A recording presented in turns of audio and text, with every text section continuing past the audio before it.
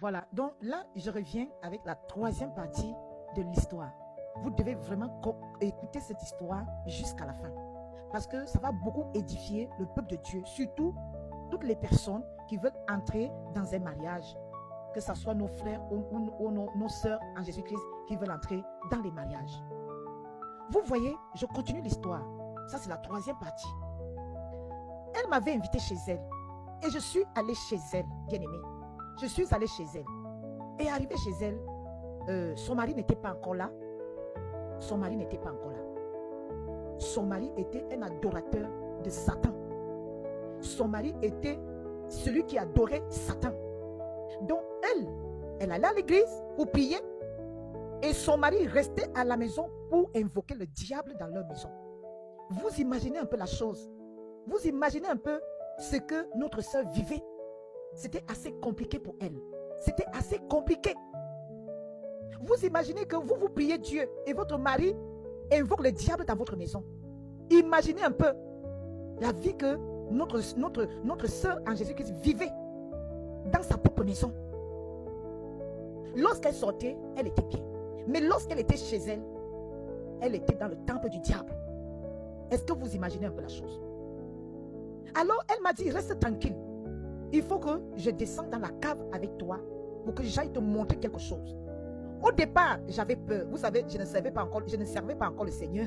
Je ne servais pas encore le Seigneur. Donc, j'étais aussi un membre de l'église. Voilà, moi aussi, j'allais prier comme tout le monde. Voilà. Et elle m'a proposé de descendre dans la cave de sa maison parce qu'elle habitait dans une maison avec un sous-sol.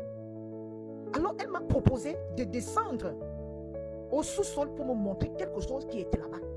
Au départ, j'avais peur. Mais comme je voulais voir ce que c'était, elle me disait, il faut qu'on fasse vite avant que son mari revienne du travail. Alors, elle m'a dit, suis-moi. Et je l'ai suivi au sous-sol de sa maison. Lorsque nous arrivons au sous-sol de sa maison, ce que j'ai vu, bien aimé, je ne l'ai jamais vu depuis que je suis née. Je n'ai jamais vu cela depuis ma naissance. Je n'ai jamais vu cela. On arrive au sous-sol. Au sous-sol, son mari garait une voiture de luxe. Parce que c'était quelqu'un qui avait des moyens. Une voiture de luxe, une voiture qui coûte vraiment beaucoup d'argent. Beaucoup d'argent. Une voiture était garée là-bas, au sous-sol de leur maison. Et à côté de cette voiture, c'est-à-dire c'était comme une autre petite chambre juste dans le sous-sol, il y avait un masque du diable tout rouge dans la cave. Et elle m'a montré ça. Elle m'a montré ça comme ça. Elle me dit, regarde ce que mon mari possède. Regarde ce que mon mari possède. Bien aimé, c'était un masque du diable tout rouge qui était posé. Elle me dit, son mari cache ça. Son mari cache ça dans un endroit, dans le sous-sol. Soi-disant, il descend dans le sous-sol dans la nuit. En fait, elle ne sait pas ce que son mari fait avec ce masque du diable. Et c'est-à-dire, j'ai vu ça de mes propres yeux. C'était un masque du diable tout rouge avec des cornes. Il y avait ça dans leur cave. Je lui ai dit, non, montons vite. Parce que moi aussi, j'avais commencé à avoir peur. J'ai dit, montons vite. On est venu dans le sentier du diable. Je lui ai dit, montons vite, remontons vite dans la surface. Avant que ton mari revienne. Nous sommes remontés en courant dans la surface. On est remontés dans la maison. Parce qu'on était au sous-sol de leur maison. Bien aimé, vous qui voulez entrer dans les mariages, je parle à mes sœurs et à mes frères en Jésus-Christ. C'est bien d'entrer dans le mariage. C'est bien de vouloir se marier. Mais avec qui vous voulez vous marier?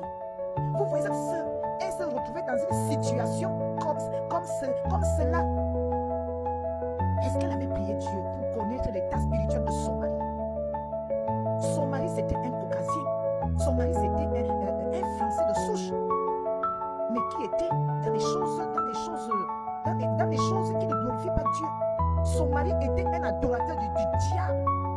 Un jour, elle m'a dit que des fois dans la nuit, son mari quitte le lit, il va tracer des cercles pour invoquer le diable dans la maison. Elle m'a raconté des choses.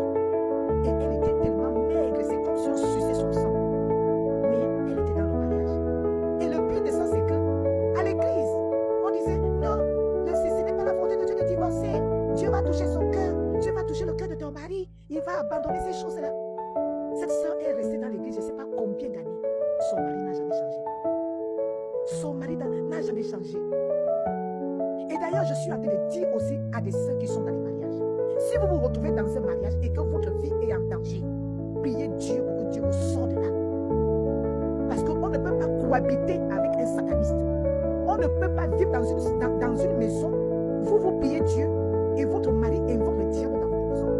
Où est le rapport entre la lumière et les ténèbres? Où est le rapport? Alors, bien aimé, si je fais cette vidéo, c'est pour sensibiliser nos soeurs et nos frères en Jésus-Christ qui veulent entrer dans les mariages. Faites attention.